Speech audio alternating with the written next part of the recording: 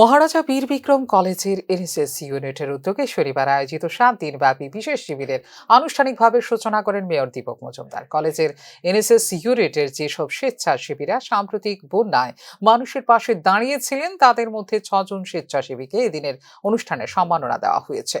মহাত্মা গান্ধী শতবর্ষে তাঁর আদর্শকে সামনে রেখে 1969 সালে জাতীয় সেবা প্রকল্পের সূচনা হয়েছিল।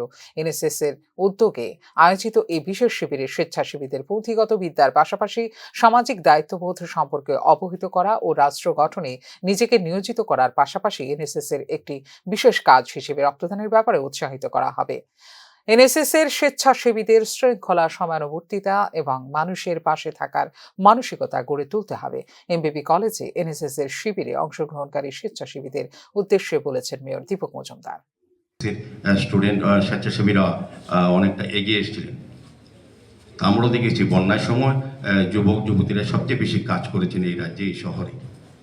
তা আমার মনে হয় যে সার্বিকভাবে এই 7 দিনব্যাপী প্রশিক্ষণে একজন স্টুডেন্টকে পূর্ণাঙ্গ মানুষ হওয়ার ক্ষেত্রে যা যা প্রয়োজনীয় বিষয়, যেখানে বলেছিলেন যে ডিসিপ্লিন অত্যন্ত প্রয়োজন এবং সময় যেটা নিয়ম আমাদের, আমরা সময় মতো সব কাজ করি না, সময় মতো আসি না প্রোগ্রামে বা কোথাও, সেক্ষেত্রে সময়টা লক্ষ্য রাখতে হবে, ডিসিপ্লিনটা রাখতে হবে এবং চরিত্রটা ঠিক রাখতে হবে। চরিত্র বলতে আমি ব্যক্তিগত চরিত্র বলি না, চরিত্র বিভিন্নভাবে হওয়া, মানুষের পাশে থাকা, মানুষের সাহায্য করা, এটাও একটা মানুষের চরিত্রের গঠন হয় বা চরিত্রের লক্ষণ হয় আমি বলবো। সার্বিকভাবে আমি বলবো যে এনএসএসির এই 7 দিনব্যাপী যে প্রশিক্ষণ শিবির, এটা সফল হবে। যারা প্রশিক্ষণ নেবে তারা কলেজের অন্য স্টুডেন্টকে তারা প্রভাবিত করবে এই বিষয়গুলির উপর, যে বিষয়গুলি নিয়ে 7 দিনব্যাপী কর্মসূচি গ্রহণ করা আছে তার মধ্যে।